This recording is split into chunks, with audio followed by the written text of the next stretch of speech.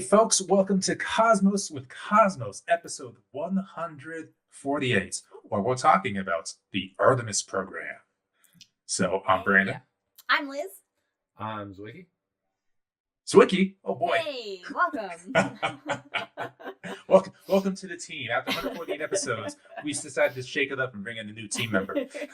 Yeah. Mike's called it. He doesn't want to do it anymore. I think he's playing video games right now. That's a good call. So I'm very excited to talk about the Artemis Program. Talking about human spaceflight in general is one of my favorite things to go down rabbit holes on. So we're going to see how this episode goes, right? What are the odds of that? That and tardigrades. I have a section. I don't think we're going to get to my section. We'll get to I it think all. we will. We'll get to it all. Yeah, and then if we have the hangover, well, probably we're going to talk even more about human spaceflight. Trust me. Hey. All right, so with that, Liz, what are you drinking? I'm drinking the Fan-Fucking-Tastic. The Fan-Fucking-Tastic. Which is basically just a spicy margarita. With a Tajin rim. And in fact, last night was Valentine's Day. We went out to sushi, which is tradition, and I got a Hanzu margarita, which was their version of a spicy margarita there as well. Sounds nice. What was that? And it was very, very good. I think it was just like, I don't know. I don't remember. There was stuff in it that there was like some sake and some tequila and some other spicy stuff, and it had a slice of jalapeno in it. Nice. we should have taken a picture. I should have taken a picture of the There menu. was- So which one's better? Oh, Okay, all you did was mix tequila and a pre-mixed spicy margarita. That's why you can say the other one So is the better. this one actually has a little bit more spice to it. The one at the restaurant wasn't too spicy until I got like a little bit of the jalapeno slice, close to me, nice. close to nailing. There was a place near my old apartment now, I can say. They had a drink called the Hanzo. And the Hanzo was like an old fashioned, but it had grounded coffee beans in it, and it was delightful. That sounds nice. Oh. All right, so what you got? Organ on a chip. Organ on a chip. Yeah. Also known as an avatar. We'll get to that. But anyway, this is white rum with some banana syrup in it because I'm an adult and I like banana flavor. I'm an adult and That's I like okay. banana baby food. So Yeah. Oh, me too. What? it's so good. Wait, the mush that comes Hold with Yeah. yours? Hold on. Yeah. Let me finish and then we'll return to that. Okay. With mango passion fruit splash as a mixer. Nice. But yes, I like banana runs through the base. Artificial banana flavor is great. like the not gerbil. Yeah, gerbil, Gerber what's that? banana. Yeah. Gerber banana food. Hey, Baby banana food. you got a How did problem? you find this So out? good. How did you find this out? I don't know. I've always liked it. It's just pureed banana. That's all it is, basically. You got a it's problem? so good. You got a problem? You got a A problem? little bit. Oh my god. It almost tastes like a tropical banana runt. A little bit. Okay. Good. What are you drinking, Brandon? All right. So I don't An have adult drink? baby food here.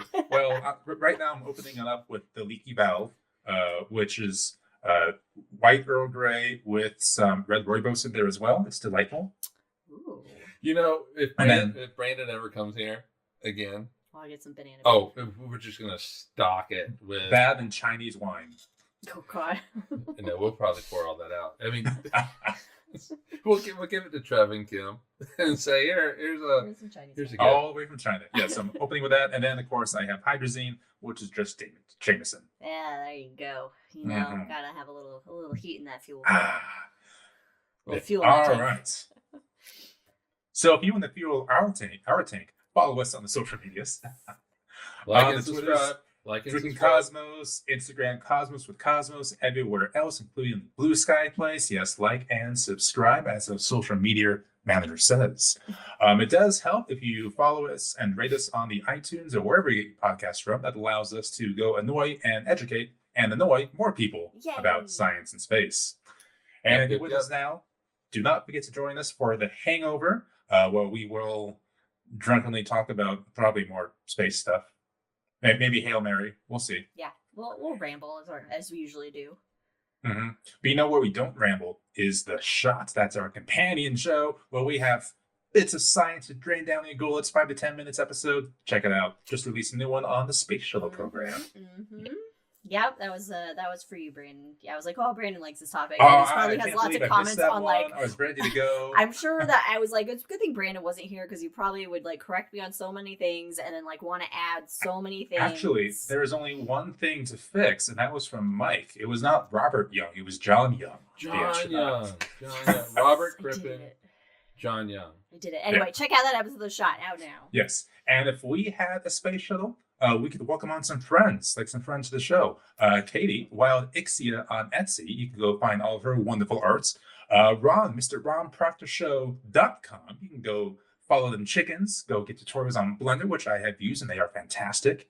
And of course, our other friend of the show, who's making some sourdough cinnamon rolls at the moment, Jack in Council Bluffs, Iowa. You can find him at rollingbluffsplanetarium.com. Oh my God, All right, so with that, we have a couple of rules before we get into the Artemis program. Number one, if we make a Star Wars reference, take a drink, or of course a Lord of the Rings reference, which we will likely make one or two of this episode.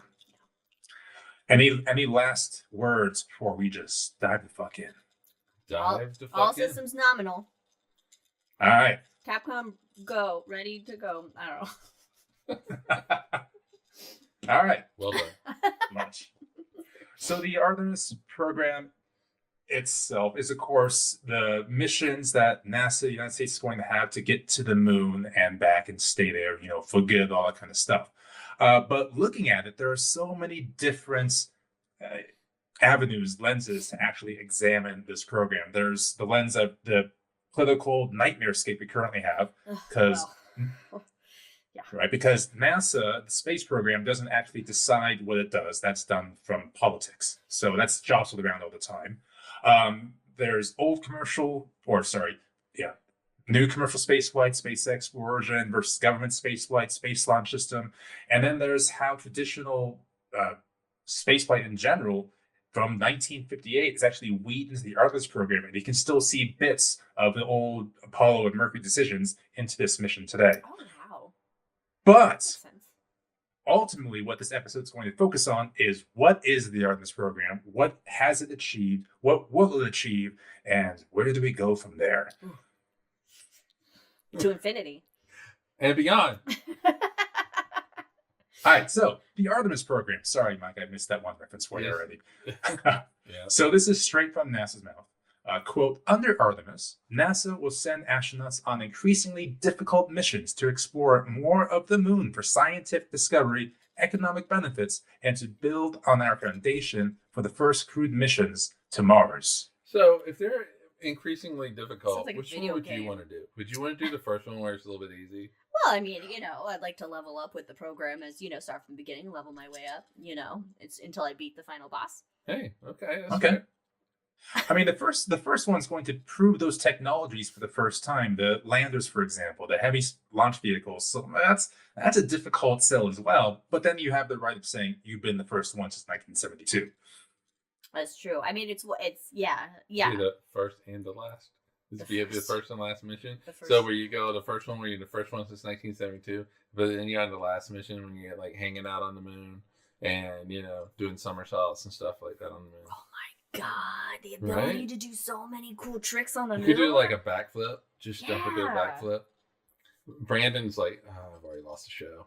No, that's fine. I was just thinking about how far you can hit a baseball on the moon. Yeah, well, they did the golf ball, right? They did the golf ball. Golf. They have actually the trajectory of how far the golf ball went, but I don't recall off the top of my head. Those big Apollo suits were a little bit cumbersome and very difficult to maneuver around and actually hit the ball, which was impressive they can do in the first place. Do you have it in the notes talking about the redesign of spacesuits to be on the moon?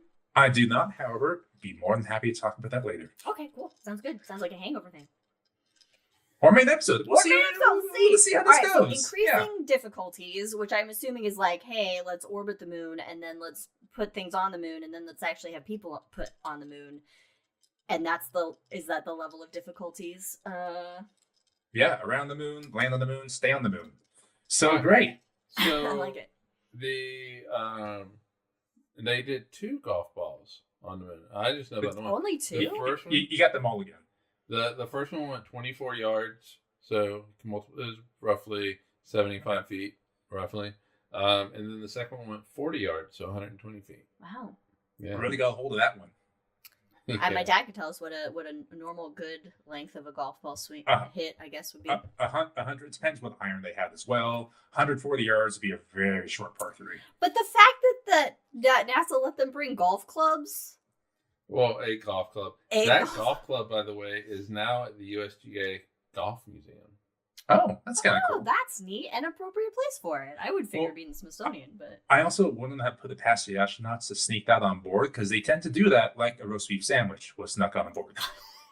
oh that was God. that was the first thing ever snuck on board. Actually, was a roast beef sandwich. Really? I'd like sneak on like some In-N-Out or shit on the way in, and just like all right, this is my. I don't know how my tummy would feel with In-N-Out and zero G for the first time. I don't know how much I'd love that. Good point. Good point. Well, save it for later. Just wait until your body gets used to feeling like it's constantly tumbling, I guess, and then falling. True. Which, story of my life. All right, so Sure. so fan-fucking-tastic. When is all this stuff happening? There it is.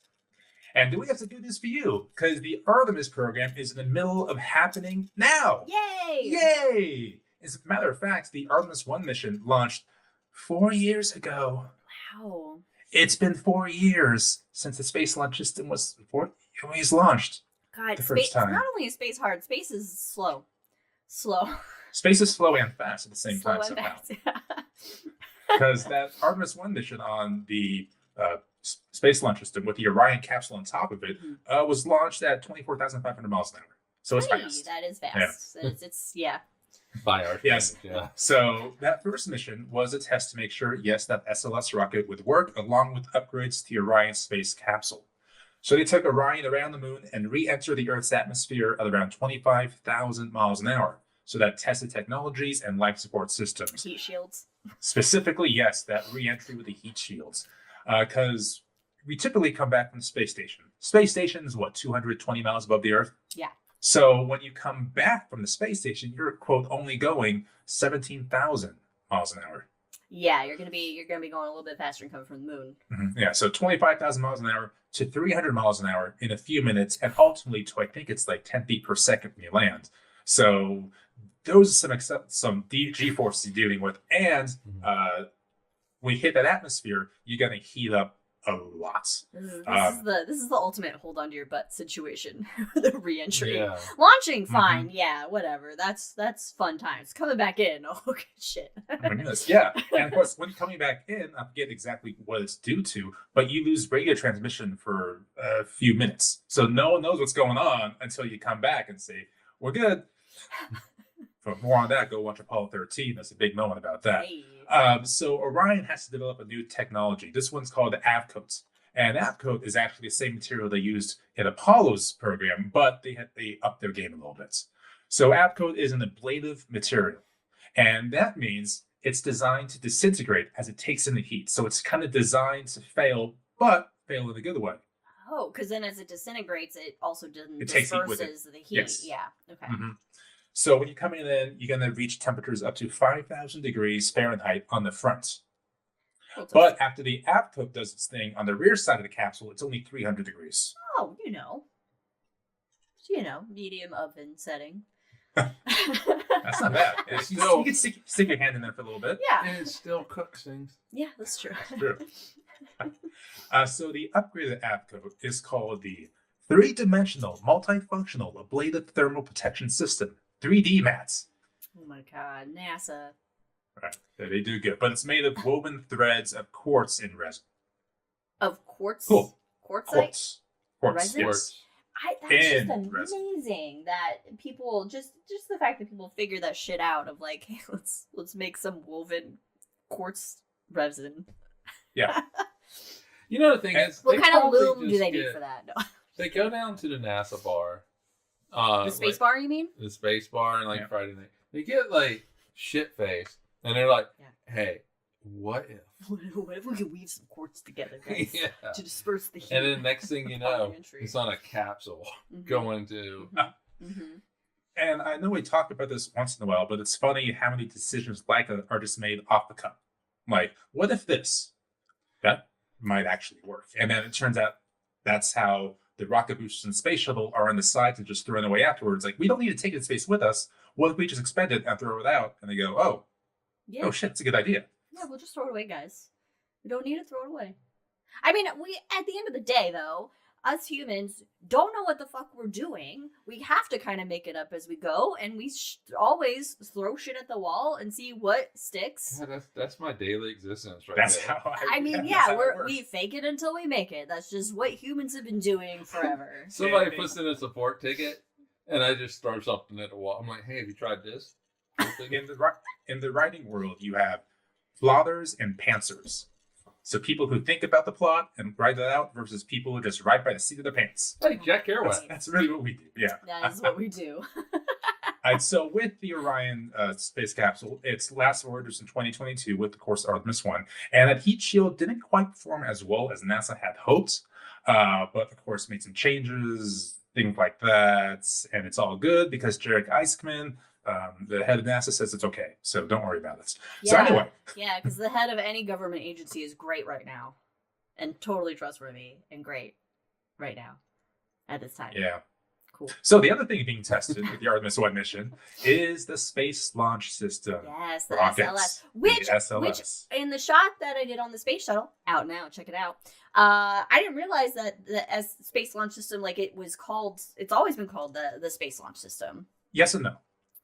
Or initially it was like I read that they like referenced the SLS or Space Launch System. That's not the new one, but it was like the original one that they were the Space Transportation System? It said Space Launch System and what I was reading for when they were for basically the Saturn V. Or before the Saturn V. I don't know. Anyway. Yeah, it's not a new term, is what my point is. NASA, like astronomers, agree at naming things. What's this do? Well, it puts this system on the launch to space. It's called the Space Launch System. Yeah, very obvious. Very obvious. Yeah. Until you get cool things like the Saturn V and the Artemis program. You gotta spice it up a little bit. Yeah. But the Space Launch System has a confusing origin as well. Like, technically, you could say it goes back to 2004 under the Constellation program when it was called the Ares 1 or Ares 5 at the time. And it kind of, this happened, that happened, bada bing, bada boom. Now we get the Space Launch System program. Constellation was canceled. Obama came in. He had the whole asteroid redirect mission. That was canceled. Now we got the Artemis program. This happens a lot. Yeah. And billions and billions of dollars later. And just this last week, we changed course basically yet again, and we'll talk about that later. So anyway, the Space Launch System. In a vacuum, when it was launched in 2022, it was the most powerful rocket since the Saturn V rockets. Yeah, because the Saturn V rocket, they threw away the plans, and then everybody was like, we don't know how to build it anymore, so I guess we'll go back to the drawing board. It's gotta get you to yeah, you have to have some powerful enough thrust. It was the plans and the manufacturing as well, like the tool shaped of things you were molding out. Retired that new. Yeah, I mean, the Apollo program was ultimately canceled in 1970, even before 72 when the last Apollo mission came. Yeah. So that's when the manufacturing for the Saturn V rocket stopped. People were just kind of dispersed. So yeah, we lost the technology in 1970. Yeah. But with the space shuttle program that was so successful, and again, due to politics as well, they wanted a way to figure out how to keep workers on working, continuing on with the Space Launch System. So the Senate was like, why don't we just take the solid rocket boosters from the program and the RS-25 engines for the Space Shuttle program and just use those for the Space Launch System? And they were like, sure, sounds good. So that's it's what recycling. Recycling. Yep. We're just recycling. Those solid rocket boosters have an extra segment on them, so there are 5 segments on the SRBs. And the RS-25 rockets, to be fair, are just like the Ferraris of the engine world. They are phenomenal. Okay. So I get that. And unfortunately, unlike the space shuttle days, the solid rocket boosters are not going to be received and reused again. They're just going to be lost into the ocean. Don't worry about it. Don't worry about it. Don't worry about it. Don't worry about it. The sharks and the whales and the dolphins have something to worry about, don't they? In the deep blue sea. Can you imagine, like, you're just a fucking you're fish. just like hanging out with your dolphin friends, you're talking in your little church and stuff, and all of a sudden, you're like, what the fuck? The thing hits the water you're like, and just God, fucking humans starts again. going down, and it's hot as shit, and so it's like, oh, that's got to be traumatizing for the little dolphin guys. Oh, little dolphin guys. This is kind of fun. It's fine. So, oh, Jesus. There's a whole joke about an island in there, but let's move on. Yeah. All right, so in the vacuum, Space Launch System is a fabulous rocket. I love the thing, but in general, it's way the fuck too expensive and way the fuck behind schedule as well. Just like, most things in space. It's a little different though. Quick question. Like, I haven't heard anything about the what was the rocket that SpaceX was Starship, yeah. Oh, we'll get there. Don't worry. Okay. All right, so ultimately, Artemis 1 was a success. The SLS performed flawlessly. Orion had its little issues, but, working it out, and it's good. That's why you test it. Yeah, that's why you test it. And that was uncrewed, because that leads us to Artemis 2. Crewed. Crewed mission, yes. People involved. Lives human at life stake. on top of the rockets. Hey, the best place for human life on top of a rocket. I mean, Controlled explosions. Do we feel like we should probably just have one more uncrewed mission? Just to flush some things out. No, it's fine. It's fine. Money and time. Because It's we're in a bit of a fine. race at the moment. Yeah. We'll talk about Oh, why in a second. oh, We're back in the race, folks. Back in the race. So the objective of Artemis 2 is for the first time since 1972, send humans in orbit around the moon. And I know we talked about this in the last episode in High in the Sky, but guys, we're sending people around the moon. Actually, it'll be further out than any mission we've ever sent with humans on board. Oh God, that's exciting. That's exciting, and also like I don't know. I feel like if I was one of those astronauts, I would be so excited and just so terrified, but just so excited and terrified. Well, you're like an airline pilot, right? No matter what. Yeah, so we're discovering a bit of a turbulence right now. We just dropped 5,000 feet. Don't worry, we're going to get this backed up. Another 10,000 feet gone, and we're okay still. Like, you remain calm the whole time and solve the problem. This might be why I could never be an astronaut, because I don't know if I could make Be like, guys, I've peed. Yeah, if I spin in a circle, I'll get sick. So I don't think I can do that. But in January for Artemis 2, the rocket went through a wet dress rehearsal. And the wet dress rehearsal, the WDR, is basically fueling the rocket. What did I say? It's just there's so many things that you could go pair with wet dress rehearsal. Anyway. Fair. Because we're sometimes adults here. Are we? So basically, the point of the WDR is to fuel the rocket completely. Don't want to call it wet dress rehearsal. Wet dress rehearsal. Don't want to call it that. We gotta get all the giggles out. We're gonna get WDR now. So what we're WDR. doing. You gotta be cool with your initialisms here. So it's to fuel the rocket and go through all the systems as if you're about to launch, all the way up to T-minus 0. The only difference is you're not going up. You're staying in place. There's no actual launch. And in this case, similar to 2022's mission, there was a leaky valve, which happens. In this case, leaky valve in the wet dress rehearsal. Go ahead and giggle. So in this case, the tail service mass. The tail service mass umbilical TSMU cavity at the base of the rocket. So this is where the grounds equipment meets the rocket. Okay. And so you can't really test this back in the vertical assembly building where the rocket is put together. It has to be at the launch pad for the first time. So there's a valve leaky, and it happens. So don't worry about it. Where are they launching from? Kennedy? Kennedy Space Center, yes. Thank you. What was it leaking? Fuel. You don't need that. Sure. Don't need that. That's fine. No. That's fine. I think it was leaking fuel. Liquid hydrogen, I'm assuming. Leaking fuel when there's going to be a giant explosion anyway. Sounds great. Oh, my goodness. Yeah, because you're putting 700,000 pounds of fuel in this thing. And it's liquid oxygen hydrogen, so it's cold as shit, too. So these valves have to be perfect, basically, to get those liquid in. There's actually a tolerance. It's like 0.2, something like that, when NASA has to cut everything off, and the leak was at like 0.14. So they just called it. Like, no, let's just be safe. 0.14 is good. Yes. Okay. We like it when they're extra safe. Yes, please.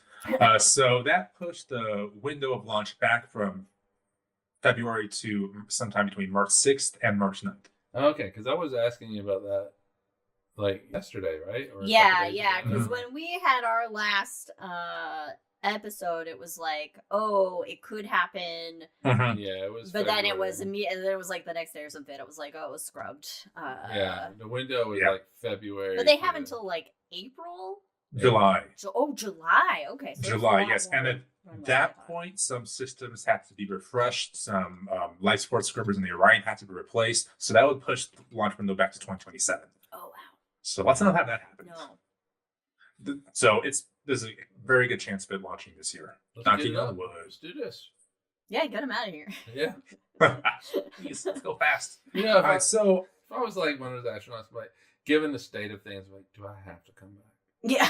Can I just stay over here? stay around the moon. At least That until sounds nice. 2028. Yeah, that'd be a suicide mission there, Captain. Okay. I don't care. What's the one snack you would miss the most if you're in space for 3 years? I'm blank. Oh. You just had the bare minimum stuff to survive. What snack would you miss? Oh, Barbecue. God, that is Barbecue's snack. not a snack, my friend. That is Snack. a snack. It is a meal Snack? and a snack. What do we snack And on? breakfast? We don't usually snack a lot. I mean, Like- probably just some good chips. I Yeah, don't some know. Pringles with some gummy bears I Yeah, miss. you know. Oh, yeah. Cookies, Runts. Banana runts. Cookies. Yeah, 'cause Banana we, baby 'cause we eat food. banana. Yeah, banana baby. You can bring that. You can bring that. You can bring some banana. That's true. It's astronaut food. Right? All right. So when the Orion capsule with the astronauts are going around the moon, we're doing some science aboard too, because we're not just sending them out there for funsies. We gotta learn some stuff. That's good. So with that, we're going to hand it off to a bit for the fancy physics pump to describe some science. Science time with Artemis 2. Science time. Science time with Science time. fancy physics punk. All right, they're gonna do some shit. All right, Sweet. Brandon, Next. back to you, man. Thank you. Done. All right, no, they are gonna do. Oh, is shit part of the experiments? What does shit look like at the moon? I mean, I can guarantee you that, you take the shit back, you got to analyze it, see how beyond North orbit impacts it. They definitely are going to. Changes. So speaking of shit and taking it back, and You got to be able to use it to fertilize potatoes on Mars. If they end up on Mars, That'd be funny. they have They've they gone have too some far. problems. We've gone too far. Yep. Uh-oh, we've gone too far. We missed a turnoff somewhere. All right, You so, missed the moon, you land among the Mars. Pretty funny. speaking of analyzing shit, they are going to. They do have some health experiments that they're going to. Yes. Be doing. So Yes. Makes sense. it's very important. I mean, because what's the ultimate goal of Artemis is to go to the moon, but it's also to ultimately go to Mars, right? And Yeah, so it's establishing a presence on the moon, a long presence, a permanent presence on the moon, in order to use that as basically a waypoint to get to Mars. right. And so spaceflight missions we have seen can weaken immune systems, viruses. I didn't know this, but reactive virus. Some viruses that are dormant can be reactivated. Yeah, right. So it's This makes any viral space horror movie true. This validates it all. so basically, you need to know how this flight, It's gonna how these affect- types of flights typically affect astronauts. Yeah, and because so we're not evolved to live in space. right. And so one of the things that they are going to do is they're going to get saliva samples, and Is it Ancestry.com sponsoring this? yeah, right. But one of the things I was reading about this is, typically if you do like saliva examples, you spit in a thing or whatever it is that you do, you put it in a refrigerator and it kind of hangs out until you do something with it, right? And so, Sure. but the problem is space is really kind of limited on this little capsule. It said, okay, I think I saw this on NASA's website about it. It's basically ISS is like a 6-room, it's got like a 6-room mansion. 6-bedroom, 1-bathroom. Yeah, and this situation. is like a studio apartment, and so you got 4 people in there. right. The space is So limited. anyone living in New York should be fine in this. Yeah. Yeah. So, And to be fair, it is still roomier than the Apollo capsules, definitely. right. But still not a lot of A lot of space. So Leg room. So where are you gonna put that refrigerator to put all your spit in? So what they've done is they have outside. developed fridge. a like this paper that you blot your saliva in, and it basically dries it out, and then you put it in this little notebook. And I guess you write your name on it. Couldn't you just have like a capsule, like something you open that's actually stored on the outside because the outside? Yeah, but then Coming it'll back be hit in. with all these solar things, solar rays coming in. You bring it in. Yeah, but then you're also Put coming- a you bring whipple it in. shield around it. Face wall. I think this probably ends up being a little bit better. And then they hand off the notebook to, I don't know, some intern. So everybody just licks the notebook and then submits it. Pretty much. And then that's the the intern's that's the job. notebook 2 in space. The intern's job is to reconstitute. So I guess he adds water, and then but you can get a lot out of okay, so how did it change? Mm-hmm. You can look at the beginning of the mission versus the end of the mission versus the middle and all that kind of stuff. Well, it's also interesting. It's because in saliva, there's also like bacteria too, so you can see what happens to the bacteria in your saliva. Yeah, right. I guess I don't know. I Also, have a clean mouth. I don't know what you're talking about. Yeah, sure. Okay. also there is Archer, which Sure. not the spy, not the spy, Or was the gonna space, say. or the starship captain. or the starship captain. It is the Artemis Research for Is he Crew from Health and Enterprise? Readiness. Is he from Enterprise? Enterprise, yes. Yeah. Also, my great grandpa's name was Jonathan Archer. Oh, that's cool. Yeah. Oh man. Basically, what's that watch you wear? My Google. Yeah, watch. it's basically that. Oh, okay. Yeah, so this crew members wear. So that you're just kind gonna of wear a watch. fucking Fitbit? Okay. Yeah, pretty much. That, but costs like $1 million. Make sure you got your expensive Fitbits on, everybody. So crew members will wear movement and sleep monitors called actigraphy devices. Could they just wear like an Aura ring? Those things are like $400. Yeah, right. They wear it before, during, and after the mission, and so this is going to allow them to, smart doctor people allow them Right. to analyze, the crew members, and study in real time the health and behavioral information for crew safety and stuff. Okay. So pretty good. There's also going to be radiation sensors everywhere. By everywhere, like a few places, the crew members will have, what is it? Dosimeters? Is that how you say it? Dosimeters? Yes. Basically, the radiation, basically a little personal Geiger counter. Just Basically, to what see it is. how many like cosmic rays Yeah. they're getting or something. Then they'll put it in their pocket, and that measures the radiation exposure in time. And so they'll have that. There'll also be 2 Perfect. additional radiation sensing technologies that will be on this. And so they have their personal ones. And then they have one type of device that will monitor the radiation actually in the environment, kind of in makes real sense. time, and let them know, hey, solar flare, You're fucked. you might want to get where. Did they monitor any radiation levels for Apollo? Like, did they? Oh, absolutely. Oh. Yeah. And isn't that also how you got the Fantastic Four? Yeah. Is with a solar flare when they're in space. Oh, So okay. what if Yeah, we don't probably. protect them? Yeah, and get our first superheroes. All right. Who are these people though? Do we want them to be superheroes? One's a Canadian, so Oh, then yes, we definitely want the Canadian to be a superhero.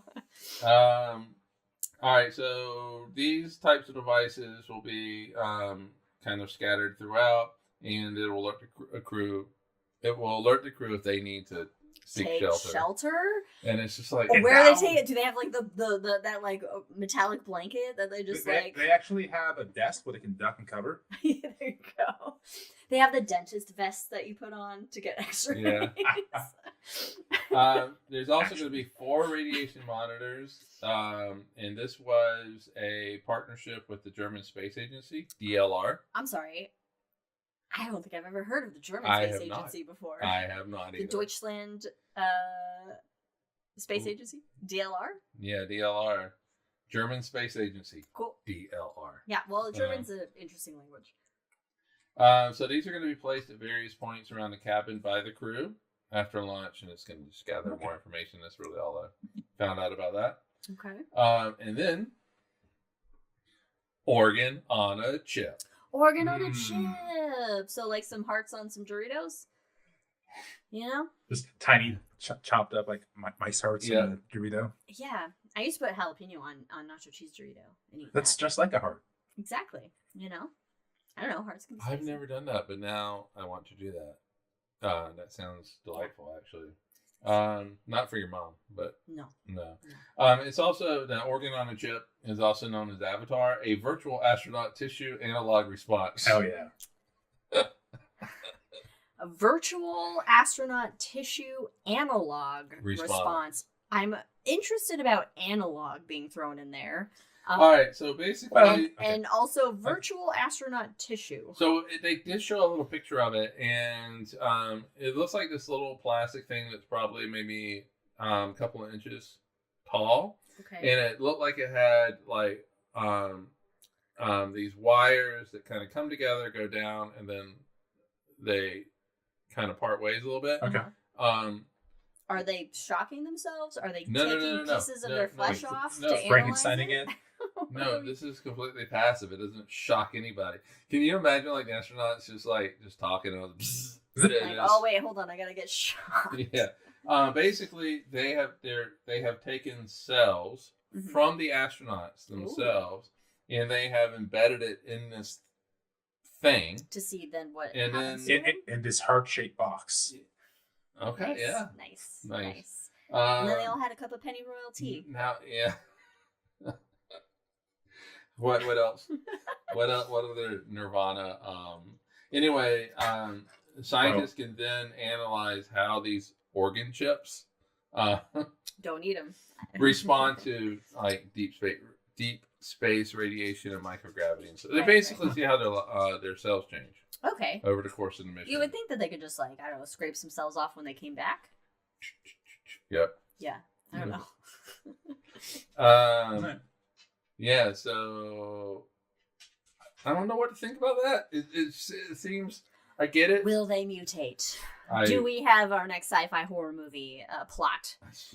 I really hope they did mutate, where it's just like this, like blob. It is like And the blob's like, kill me.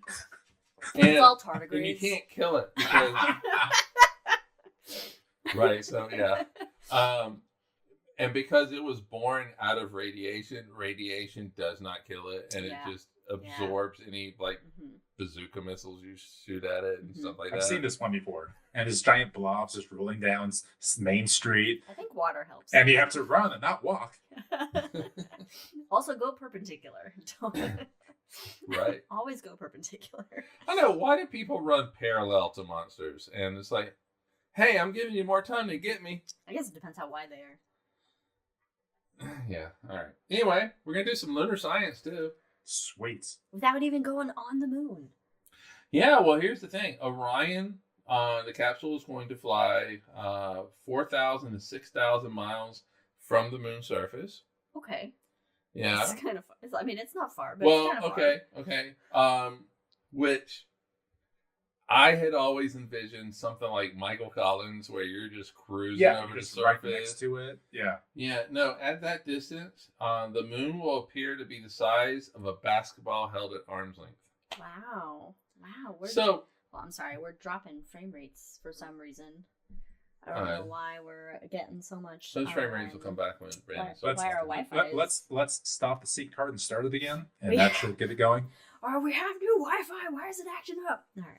All right. So basically, while they are on the far side of the moon, they're going to analyze and photograph geological features.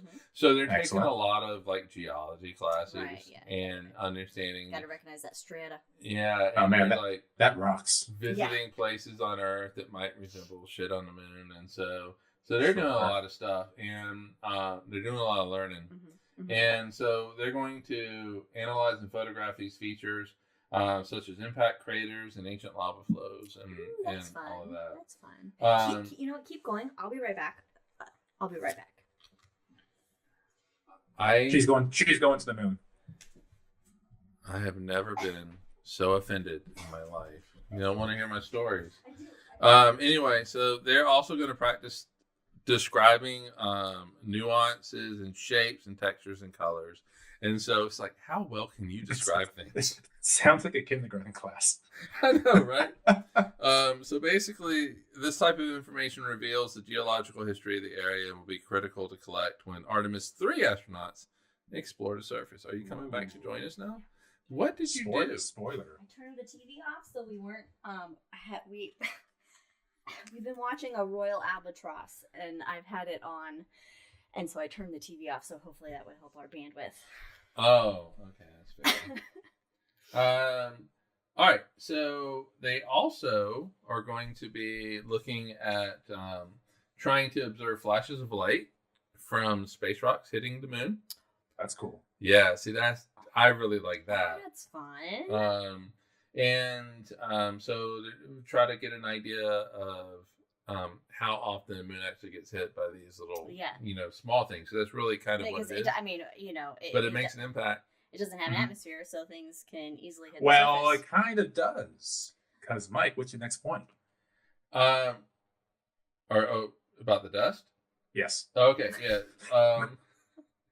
So one of the things that they are going to look at that we don't understand is dust floating above the edge of the moon. And so it's just kind of floating there.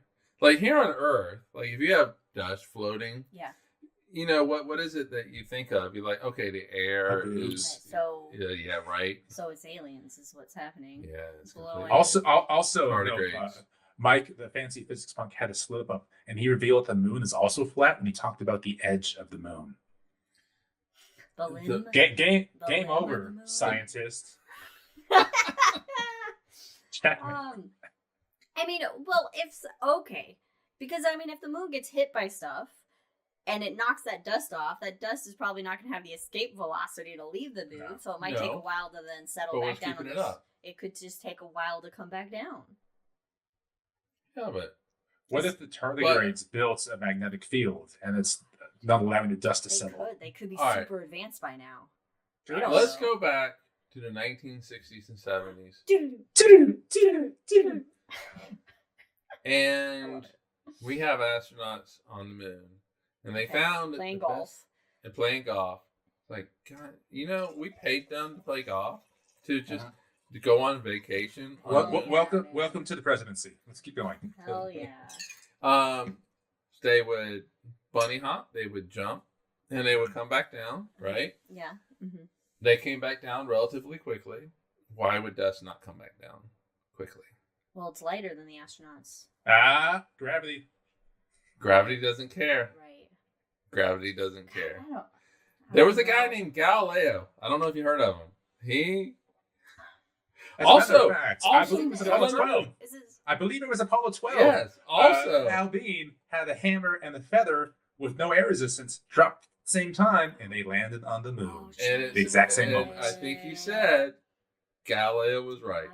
Yes. Ooh, I wonder if it's something to do with maybe like the solar wind or something that helps keep it up in the air. There's could be some turbulence that we don't know. I just said helps keep it up in the air, and there's no fucking air. You also said turbulence, which would be air. And to be fair, that this layer of dust is like a nanometer, if that. It's not much. Okay, it's very thin. All right. Yeah, so, but we don't know what it is, and so that maybe Earth's gravity is affecting dust staying in the air. I don't know. This will be interesting. This is exciting. I didn't know about this dust hanging out just hanging out. I can't say hanging out in the air because there's. All right. So it'll be interesting. I mean, they are going to be doing this for 10 days. And what is it? Like, they're going to be something like on the far side of the moon for something like 3 hours. I didn't write it down. Are the Far Side comics still going on? No. I feel. Oh. Gary Larson ended that like 22 years ago. Because I feel like this could be a really good opportunity. Is he still alive? A new Far Side. I believe he's alive, yes. Actually, I think there may have been a new one that came out the other year. Anyway. Who's the racist motherfucker that died recently? Dilbert guy. Dilbert. Yeah. All right. Anyway, they're also going to take. Is that Schultz? No, that's the Peanuts guy. No, that's the Peanuts guy. I apologize. Yeah. It's Peanuts guy. It's like the Bob Ross comics. Okay. Apologies. What is? The Peanuts guy, which Oh, I recently learned from another podcast. called Answer For It. Carl Schultz wanted the peanuts to be called it wasn't Little People, but it was like something like Little People. The Hobbits. But it was like the Littlest People or something, and he was very mad that they called it Peanuts.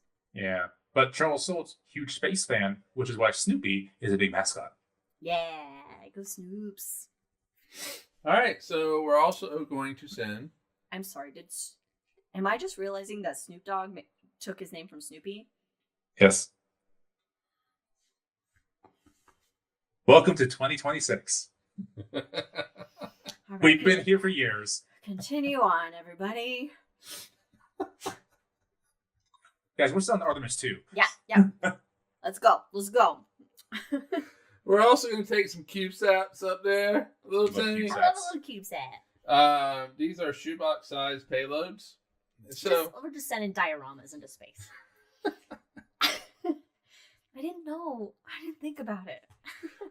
okay, I mean, all right. Anyway, so if you can't have a refrigerator for you, all these little shoe-sized box payloads, They're in a different location. right? I have an answer for that. Yeah. Brandon was trying to steal my thunder. No, so they are going to be inside the ring that connects the Orion spacecraft to the upper stage of the SLS.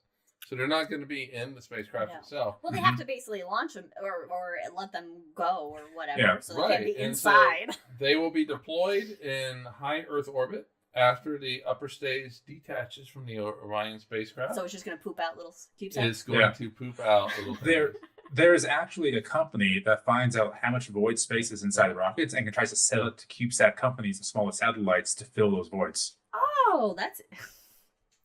Who the fuck thought of that company? I want to know. Space agencies from Germany, the DLR, Yes, okay. South Korea, Saudi Arabia, and wait for it, Argentina. Oh, cry for me. Yeah, so they will all Don't. fly CubeSats aboard Artemis 2. And, okay, in addition to the CubeSats, the German Aerospace Center, DLR, is also going to conduct radiation research. Oh, yeah. That's cool. Science. Yeah, so science for the win. International. This is an international. I was like, Germany and Argentina. Those were the two.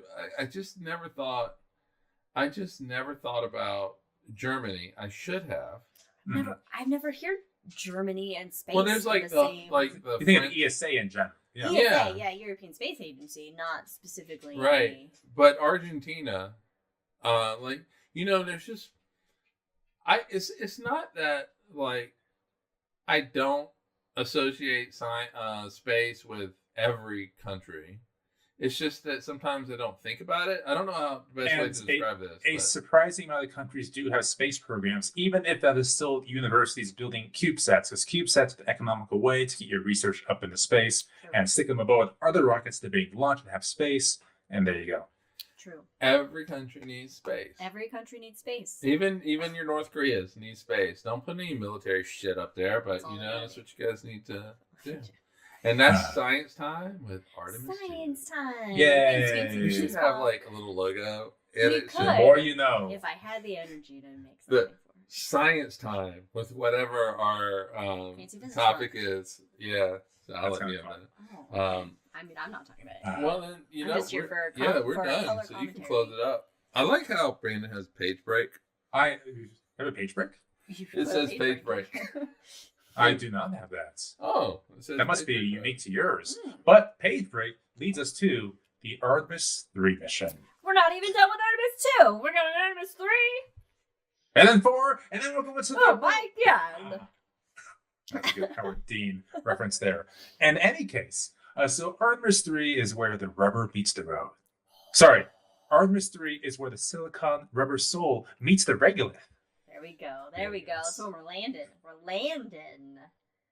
So actually, when I was writing this, I thought that was so amusing. I said it out loud, and Mallory asked if anyone to get that. And I said they will when I explain it. To which she said, like all good jokes, involve explanation. So thank you for that. Thanks, Mallory is the perfect That one. is awesome. All right. So this mission is where we're meant to land humans on the southern pole of the moon.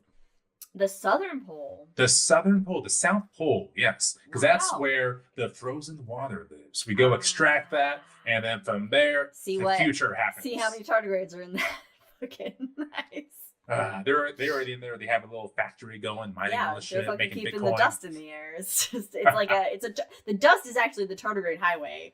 They're in the fifth element already. All right, Liz, how are we getting there? Billionaires. I'm so sorry. Billionaires. I fucking hate billionaires because not a single one of them have proven to be a decent good people. Can we have a billionaire be a good fucking person? Well, Melinda Gates is pretty good. We like Melinda. Yeah, yes, can we have some more female billionaires, please? All right, so billionaires. Yes, we will talk about them. So in 2021, NASA selected SpaceX's Starship to land humans on the moon. Okay. And the way this architecture works is that you have the Space Launch System launch Orion with the people on top. And they would go around the moon in the Orion spacecraft, and then the Starship would dock with Orion. People would transfer to Starship, and Starship would then land on the moon. Okay. First of all, I don't know much about Beyonce to say if she's a good billionaire or not. Okay.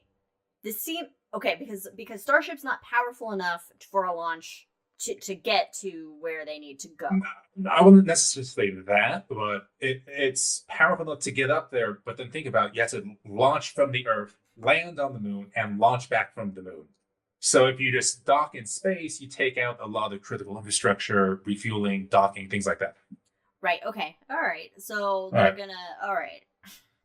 So with that, however, there are a couple of issues. Number one, this is a lot of shit that needs to go correctly.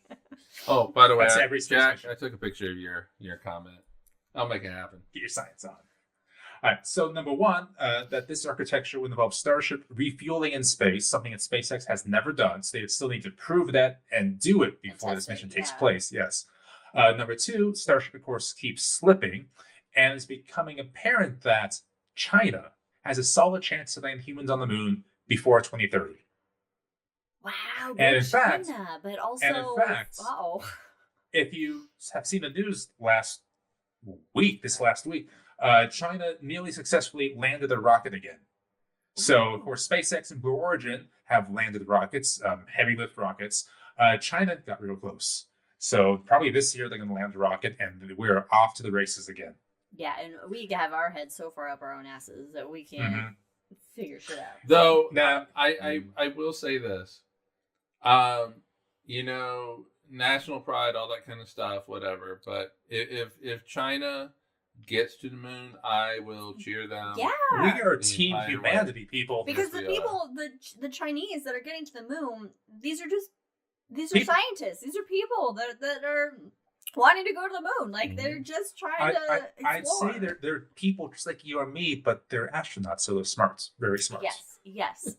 It's just the regime we have an issue with. Mike is very smart. No, Mike is not. Remember, Mike's not in the show anymore. Look, regimes don't equal the people. But you know what the third problem is? The third problem is that Starship keeps blowing up. That is a big issue. Generally, you don't want that to happen. It blew up 3 times last year. Now, that's the way that SpaceX goes. You know, move fast and break things. But when you start getting people on top of these rockets going to the moon, you might got to be a little more careful. Yeah, don't cut corners. So, move fast, break things, but learn. Yes. And I feel like with 3 times, you might not be learning. Well, they have been learning, but there's a couple of other issues, including the people in charge of these companies. So enter the nightmarescape that is modern day politics. So we have a couple of things. We have SpaceX. Do we have to do this one? Yeah, we gotta do this. We do, because this impacts Artemis 3. Yeah, because unfortunately, the politics are always fucking involved in space exploration. Yes. And we say that because, like I briefly alluded to, NASA is not in control of its destiny. It is not in control of where it goes or what it's planning. This is put out by Congress, by the OMB, by the administration. So you can have the smartest people in the world working at NASA saying, we need to do this, this, in this order, and this is how. And Congress goes, no, we're going to do this instead. Yeah. And NASA has to say yes. That's just the rules. Yeah. We can talk about in the hangover how to ameliorate that, other avenues that would be beneficial for NASA. But for right now, we're at the whims of politicians / one guy. So that one guy is, of course, Trump. So we can ask for Artemis 3 in the future of spaceflight. How does Trump feel about Elon on a given day? What if And- we just say that there are, this is going to be real, this is going to be a spicy fucking joke I'm about to make. What if we just say there's a bunch of fucking, hot 10-year-olds on the moon? Yeah. And on that note, how does Trump feel about Jeffrey Bezos on any given day? Because Elon, world's richest person, has SpaceX. Jeffrey Bezos, world's third richest person, has Blue Origin. Well, Bezos seems to be doing a great job gutting the Washington Post to further, Trump fucking bullshit. And these are also the people making the decisions for human spaceflight future. So Blue Origin, first of all, Blue Origin's been around for half a century, a quarter of a century. Wow. And they've really just launched 2 heavy rockets recently. It took them 25 years to finally launch the goddamn rocket. But their logo is the fabled tortoise from Tortoise and Hare. So their whole idea, yes, their logo is actually step by step ferociously, which in a vacuum, I keep talking about vacuums in this episode. I'd like Blue Origin's, how they've been doing things, but yes, they have taken 25 years to get the goddamn rocket into orbits. Right. Maybe a little bit faster than the fucking tortoise. Yes. In between the tortoise and the hare. Somewhere. But finally, they have flawlessly launched a heavy rocket, New Glenn, and have successfully landed it for reuse as well. Oh, wow. Okay. And so as of just the last 2 weeks, Blue Origin's going for SpaceX. So SpaceX, remember, has Starship that got the contract to land on the moon, but Starship's taking much longer, has all these issues. Blue Origin has their new heavy rockets ready to go and land on the moon. So they actually want to challenge SpaceX now for the contract to land on the moon. So it's just a fucking billionaire testosterone fight at this point. Yeah, so as I put in the notes, the great meme from Godzilla, let them fight. You know what? Let them fight. Yeah. Let them fight and fucking out, Mm-hmm. So, yes, I wish Bezos and Elon did not exist as a concept. Or people. Yeah, sure. Or people. Yeah. Or morals or ethics or lack thereof. Yeah. Yes, absolutely. Billionaires actually should not exist in the first place. No. But that's a soapbox. Bringing it back for a second. That's a hangover time. But since they do, let them do at least this one thing and figure out the best way to land on the moon, go to Mars. Because even SpaceX's whole thing was, we don't care about the moon. We want to go to Mars. Yeah. The last 20 years, that's been their thing. Mm-hmm. Fucking this week as well. Get your ass to Mars. Musk goes, never mind. We actually want to go to the moon instead. Really? He scrapped the whole ideology to land on the moon instead. Really? Yeah, huh? That's interesting. And I'm pretty sure it's because they're at risk of losing this massive contract to land on the moon to Blue Origin. So they're shifting priorities back to the moon. Interesting. And if we could talk about, in the hangover maybe, the United States history of switching back and forth, prioritizing the moon and Mars since 1988, we can do that too. Sure. Actually, 1970. I mean, honestly, realistically, focusing on the moon, I think is smart and makes sense because we can't get to Mars unless we establish a presence on the moon. So making that the priority and thinking about that would be number one. Mm-hmm. And hey, we have time to get to Mars. There's no rush, right? We got a couple billion years before the sun expands out to the about. But we are mortal creatures, so I want to see this happen in my goddamn lifetime. And so with Artemis 3 here, it's meant to launch next year. That's not going to happen. That is no. What? Mm-hmm. But remember, China wants to land before 2030, so that's why Blue Origin's thinking they have a chance. We're back at this little space race. Maybe Trump wants to be an asshole and to get nationalistic pride. Whatever, fuck him. But now suddenly we've opened it back up, and Blue Origin wants to try to land it. I'm gonna say if you wanted to get this fully funded plus a lot more, you just go in and you talk to Trump. Go, hey, this is America first or whatever his fucking thing Just is. say like, Well, no, yeah. We'll put like your fucking name in gold on the moon. Well, yeah, I mean there is that. That's what Nixon did. That's all he fucking wants. Yeah, no, right? Trump moon. Your name is going to be on a plaque. That is going to be on the moon. Look, it'll be in gold letters that you can see through. And actually, if you think about the Apollo 11, plaque, we came here for all mankind. Nixon didn't want Kennedy's signature on it, so he took it off and made it his own. So in any case, you would think about the person that makes decisions, ultimately the president. Back in May of 25, Trump actually put in the budget that would completely cancel the Space Launch System program, which would throw a major wrench at the Artemis. But then in July that year, he put in the bill that would fully fund the space launch system, so he does not give a fuck. He doesn't know where he's at. He He's doesn't old and know demented. what's happening. Hopefully 2026 is a very good year for all of us. So that brings us to Artemis 4. So Artemis 4 has a timeline of...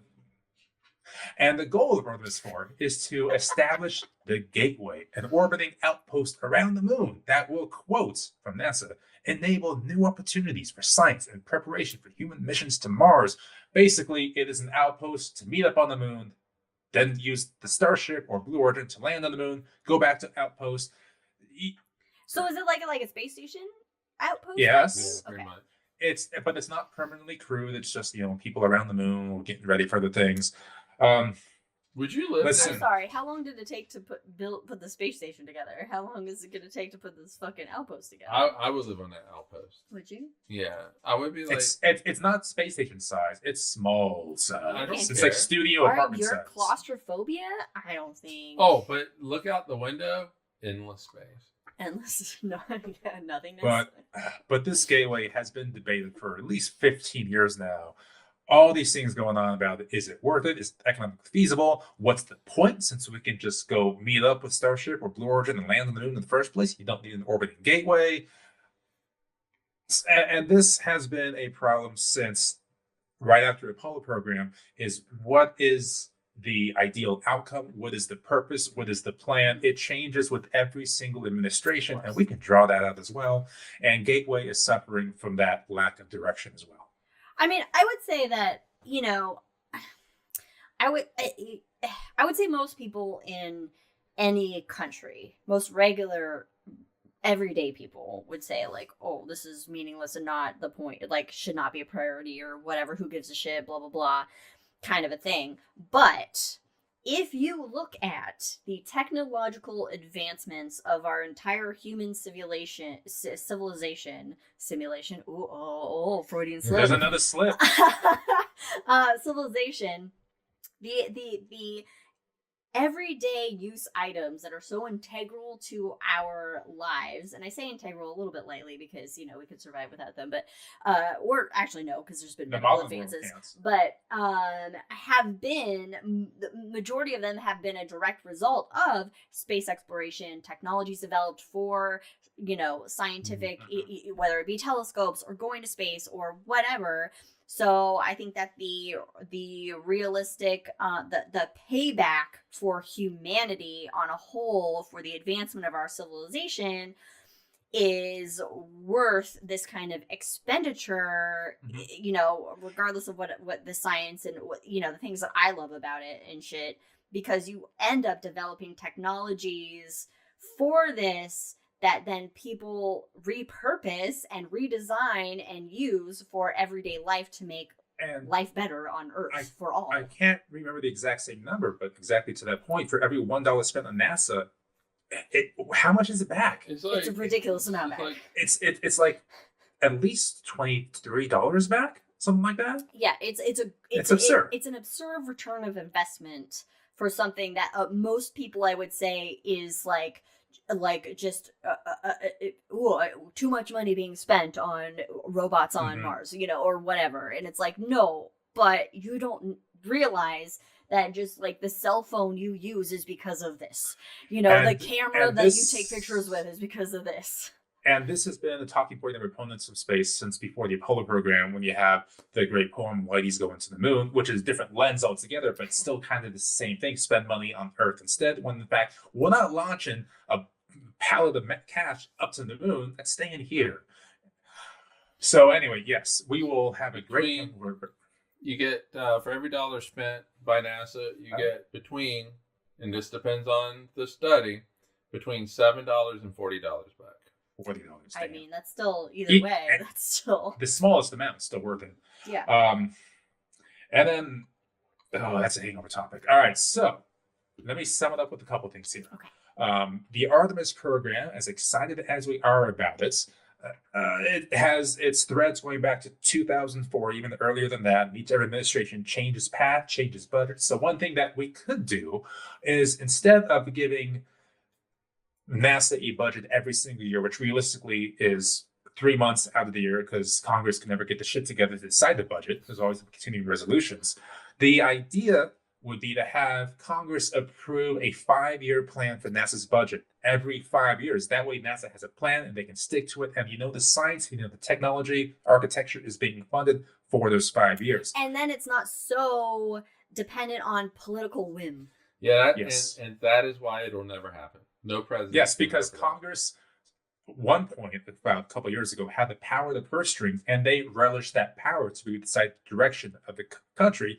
Apparently now it's up to one guy to decide the fucking budget, so we live in a dictatorship. That's not going to happen. But hopefully, one day, we can rein the country back in and maybe give NASA a 5-year budget, a multi-year budget, and have them be able to advance our dreams. So with that, folks, very excited for Artemis, going around the moon. We'll see after that. We want the best. Let's get our shit together.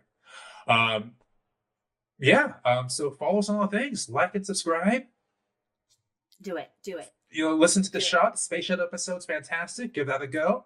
And yeah. And Love and Rebellion. Love and Rebellion.